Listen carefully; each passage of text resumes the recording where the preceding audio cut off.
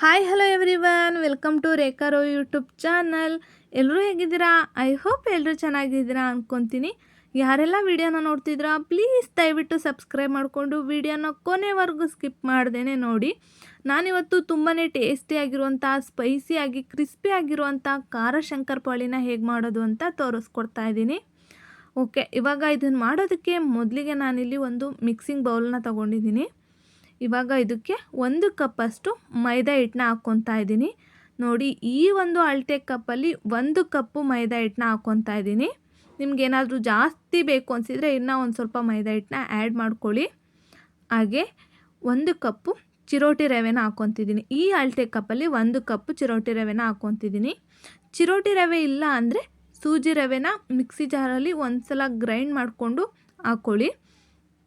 ಹಾಗೆ 1 ಸ್ಪೂನು ಜೀರಿಗೆನ ಹಾಕ್ಕೊತಿದ್ದೀನಿ. 1/4 ಸ್ಪೂನಷ್ಟು ಹೊಂಕಾಳು ಹಾಕ್ಕೊತಿದ್ದೀನಿ. ಇದಿದ್ದರೆ ಹಾಕ್ಕೊಳ್ಳಿ, ಇಲ್ಲಾಂದರೆ ಸ್ಕಿಪ್ ಮಾಡ್ಬೋದು. ಹಾಗೆ 1/4 ಸ್ಪೂನಷ್ಟು ಖಾರದ ಪುಡಿನ ಹಾಕ್ಕೊತಿದ್ದೀನಿ. ಹಾಗೆ 1/4 ಸ್ಪೂನು ಉಪ್ಪನ್ನ ಹಾಕ್ಕೊತಿದ್ದೀನಿ. ರುಚಿ ನೋಡಿಕೊಂಡು ಉಪ್ಪನ್ನ ಹಾಕ್ಕೊಳ್ಳಿ. ಇವಾಗ ಇದಿಷ್ಟನ್ನು ಹಾಕ್ಕೊಂಡು ಒಂದು ಸ್ಪೂನ್ ಸಹಾಯದಿಂದ ಮಿಕ್ಸ್ ಮಾಡ್ಕೊಳ್ಳೋಣ. ಹೀಗೆ ಮಿಕ್ಸ್ ಮಾಡ್ಕೊಂಡ್ಮೇಲೆ ಒಂದು ಸಲ ಟೇಸ್ಟ್ ನೋಡಿ, ಉಪ್ಪು ಏನಾದರೂ ಬೇಕು ಅನಿಸಿದ್ರೆ ಮತ್ತೆ ಆ್ಯಡ್ ಮಾಡ್ಕೊಳ್ಳಿ. ಓಕೆ, ಇನ್ನೊಂದು ಕಡೆ ಸ್ಟವ್ ಆನ್ ಮಾಡಿ ಒಂದು ಪಾತ್ರೆನ ಇಟ್ಕೊಂಡಿದ್ದೀನಿ. ಇದಕ್ಕೆ 3 ಸ್ಪೂನು ತುಪ್ಪನ ಹಾಕ್ಕೊತಿದ್ದೀನಿ. 3 ಸ್ಪೂನ್ ತುಪ್ಪ ಹಾಕ್ಕೊಂಡ್ರೆ ಸಾಕು. ತುಪ್ಪನ ಚೆನ್ನಾಗಿ ಬಿಸಿ ಮಾಡ್ಕೋಬೇಕು. ನೋಡಿ, ಇಷ್ಟು ಬಿಸಿ ಮಾಡಿಕೊಂಡ್ರೆ ಸಾಕು. ಅದಾದ ನಂತರ ನಾವು ಮಿಕ್ಸ್ ಮಾಡಿ ಇಟ್ಕೊಂಡಿರೋಂಥ ಮೈದಾ ಹಿಟ್ಟಿಗೆ ಬಿಸಿ ಮಾಡ್ಕೊಂಡಿರೋಂಥ ತುಪ್ಪನ ಹಾಕ್ಕೋಬೇಕು.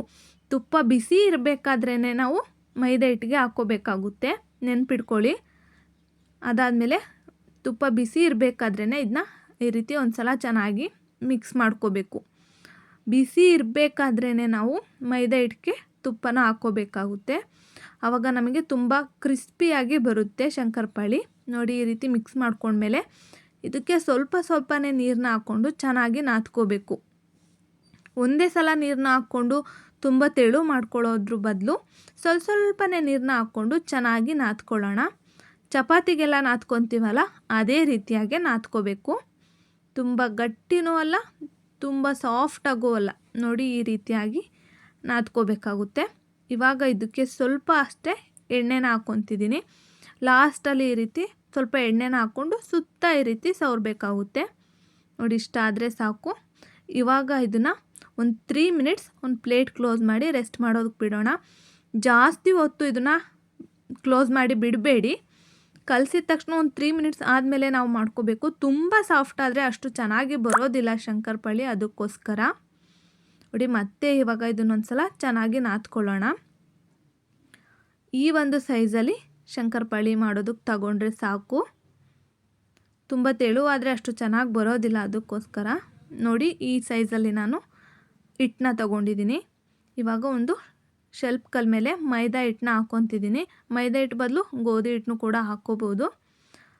ಮಣೆ ಮೇಲ್ಗಿಂತ ಈ ರೀತಿ ಶೆಲ್ಫ್ ಕಲ್ ಮೇಲೆ ಮಾಡ್ಕೊಳ್ಳೋದ್ರಿಂದ ಸ್ವಲ್ಪ ತೆಳುವಾಗಿ ಲಟ್ಟಿಸ್ಬೋದು ಅನ್ನೋ ಒಂದೇ ಒಂದು ಕಾರಣಕ್ಕೋಸ್ಕರ ಅಷ್ಟೇ ನಾನು ಶೆಲ್ಫ್ ಕಲ್ ಮೇಲೆ ಲಟ್ಟಿಸ್ಕೊತಾ ಇದ್ದೀನಿ.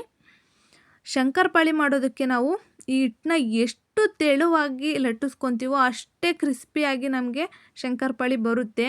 ನೀವೇನಾದ್ರು ದಪ್ಪ ಲಟ್ಟಿಸ್ಕೊಬಿಟ್ರೆ ಕ್ರಿಸ್ಪಿನೆಸ್ ಬರೋದೇ ಇಲ್ಲ, ಪೂರಿ ಥರ ಮೆತ್ತಗಾಗ್ಬಿಡುತ್ತೆ. ಗಮನದಲ್ಲಿಟ್ಕೊಳ್ಳಿ, ತುಂಬ ತೆಳುವಾಗಿ, ಎಷ್ಟು ತೆಳುವಾಗುತ್ತೋ ಅಷ್ಟು ತೆಳುವಾಗಿ ಲಟ್ಟಿಸ್ಕೋಬೇಕು. ನೋಡಿ, ತೋರಿಸ್ತಿದ್ದೀನಲ್ಲ, ಅಷ್ಟು ತೆಳುವಾಗಿ ಲಟ್ಟಿಸ್ಕೊಳ್ಳೇಬೇಕು. ಆವಾಗ ಮಾತ್ರ ನಮಗೆ ಶಂಕರಪಾಳಿ ಕ್ರಿಸ್ಪಿಯಾಗಿ ಬರೋದು. ಇಲ್ಲ ಅಂದರೆ ಪೂರಿ ಥರ ಮೆತ್ತಗಾಗ್ಬಿಡುತ್ತೆ. ಇವಾಗ ಇದನ್ನು ಸುತ್ತ ಒಂದು ಸ್ವಲ್ಪ ಕಟ್ ಮಾಡ್ಕೊಳ್ಳೋಣ. ಒಂದು ಚಾಕು ಸಹಾಯದಿಂದ ಕಟ್ ಮಾಡ್ಕೊಳ್ಳೋಣ. ಪಿಜ್ಜಾ ಕಟರ್ ಇದ್ದರೆ ತುಂಬಾ ಈಸಿ ಆಗುತ್ತೆ. ಇಲ್ಲ ಅಂದರೆ ಒಂದು ಚಾಕು ಸಹಾಯದಿಂದ ಕಟ್ ಮಾಡಿಕೊಂಡ್ರೆ ಸಾಕು. ಮತ್ತೆ ಹೇಳ್ತಿದ್ದೀನಿ ನೋಡಿ, ಎಷ್ಟು ತೆಳುವಾಗುತ್ತೋ ಅಷ್ಟು ತೆಳುವಾಗಿ ನಾವು ಲಟ್ಟಿಸ್ಕೋಬೇಕು. ಆವಾಗ ಮಾತ್ರ ನಮಗೆ ಕ್ರಿಸ್ಪಿನೆಸ್ ಅನ್ನೋದು ಬರೋದು. ಇಲ್ಲಾಂದರೆ ಮೆತ್ತಗಾಗ್ಬಿಡುತ್ತೆ, ತಿನ್ನೋದಕ್ಕೂ ಚೆನ್ನಾಗಿರೋದಿಲ್ಲ. ನೋಡಿ, ಈ ರೀತಿಯಾಗಿ ನಾನು ಕಟ್ ಮಾಡ್ಕೊತಿದ್ದೀನಿ. ತುಂಬಾ ಚೆನ್ನಾಗಿರುತ್ತೆ. ಸಂಜೆ ಟೈಮು ಕಾಫಿ ಜೊತೆ ಸ್ನ್ಯಾಕ್ಸ್ ಆಗಿ ತುಂಬಾ ಟೇಸ್ಟಿಯಾಗಿರುತ್ತೆ ಈ ಒಂದು ಖಾರ ಶಂಕರಪಾಳಿ. ಸ್ವೀಟಲ್ಲೂ ಕೂಡ ಮಾಡ್ಬೋದು, ಅದು ಕೂಡ ತುಂಬಾ ಚೆನ್ನಾಗಿರುತ್ತೆ. ನೋಡಿ, ಈ ಶೇಪಲ್ಲಿ ನಾನು ಶಂಕರಪಾಳಿನ ಕಟ್ ಮಾಡ್ಕೊತಾ ಇದ್ದೀನಿ. ನೋಡಿ, ಒಂದು ತೋರಿಸ್ತೀನಿ ಎಷ್ಟು ತೆಳುವಾಗಿ ಬಂದಿದೆ ಅಂತ. ತುಂಬಾ ತೆಳುವಾಗಿ ಲಟ್ಟಿಸ್ಕೊಂಡಿದ್ದೀನಿ. ಹಾಗೆ ಈ ಶೇಪಿಗೆ ನಾನು ಶಂಕರಪಾಳಿನ ಕಟ್ ಮಾಡ್ಕೊಂಡು ಇಟ್ಕೊಂಡಿದ್ದೀನಿ.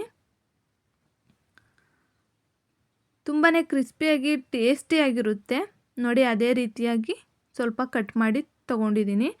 ಅದಾದ ನಂತರ ಒಂದು ಕಡೆ ಸ್ಟವ್ ಆನ್ ಮಾಡಿ ಒಂದು ಬಾಣಲಿಗೆ ಸ್ವಲ್ಪ ಎಣ್ಣೆನ ಹಾಕಿ ಬಿಸಿ ಮಾಡೋದಕ್ಕೆ ಇಟ್ಕೊಂಡಿದ್ದೀನಿ.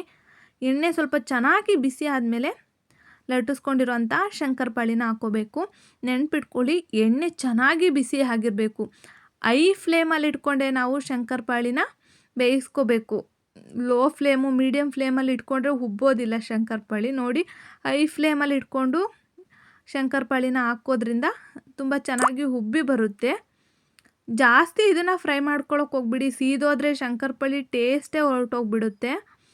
ಐ ಫ್ಲೇಮಲ್ಲಿ ಇಟ್ಕೊಂಡು ಇದನ್ನ ಒಂದು 2 ನಿಮಿಷ ಈ ರೀತಿ ಮಿಕ್ಸ್ ಮಾಡ್ಕೊತಾನೇ ಇರಬೇಕು. ನೋಡಿ, ಇಷ್ಟು ಕಲರ್ ಬಂದರೆ ಸಾಕು, ಚೆನ್ನಾಗಿ ಒಳಗಡೆನೂ ಬೆಂದಿರುತ್ತೆ. ತುಂಬ ಸೀದ್ರೆ ಟೇಸ್ಟ್ ಚೆನ್ನಾಗಿರೋದಿಲ್ಲ. ಐ ಫ್ಲೇಮಲ್ಲಿ ಇಟ್ಕೊಂಡು ಎಣ್ಣೆ ಬಿಸಿ ಆಗಿರಬೇಕಾದ್ರೇ ನಾವು ಶಂಕರಪಾಳಿನ ಹಾಕಬೇಕು, ನೆನ್ಪಿಟ್ಕೊಳ್ಳಿ.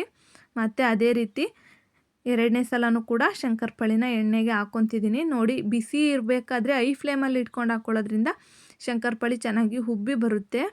ನೋಡ್ತಾ ಇರ್ಬೋದು, ಒಂದು ತೋರಿಸ್ತೀನಿ ಎಷ್ಟು ಕ್ರಿಸ್ಪಿಯಾಗಿ ಬಂದಿದೆ ಅಂತ. ಹಿಂಗೆ ಮುಟ್ಟಿದ ತಕ್ಷಣ ಕಟ್ ಆಗ್ತಿದೆ, ಅಷ್ಟು ಕ್ರಿಸ್ಪಿಯಾಗಿ ಬಂದಿತ್ತು. ಟೇಸ್ಟ್ ಅಂತೂ ತುಂಬಾ ಚೆನ್ನಾಗಿತ್ತು ಅಂತಲೇ ಹೇಳ್ಬೋದು. ಓಕೆ ಗಾಯ್ಸ್, ಇದಾಗಿತ್ತು ನನ್ನ ಇವತ್ತಿನ ಒಂದು ಕುಕ್ಕಿಂಗ್ ರೆಸಿಪಿ. ಐ ಹೋಪ್ ನಿಮಗೆಲ್ಲ ಈ ರೆಸಿಪಿ ಇಷ್ಟ ಆಗಿದೆ ಅಂದ್ಕೊತೀನಿ. ಇಷ್ಟ ಆಗಿದ್ರೆ ಒಂದು ಲೈಕ್ ಮಾಡಿ, ಶೇರ್ ಮಾಡಿ, ಕಮೆಂಟ್ ಮಾಡಿ. ಹಾಗೆ ರೇಖಾ ರೋಯಿ ಯೂಟ್ಯೂಬ್ ಚಾನಲ್ನ ಸಬ್ಸ್ಕ್ರೈಬ್ ಮಾಡಿ. ಹೆಚ್ಚಿನ ವಿಡಿಯೋಗಾಗಿ ಸಬ್ಸ್ಕ್ರೈಬ್ ಮಾಡ್ಕೊಳ್ಳಿ. Thank you for watching.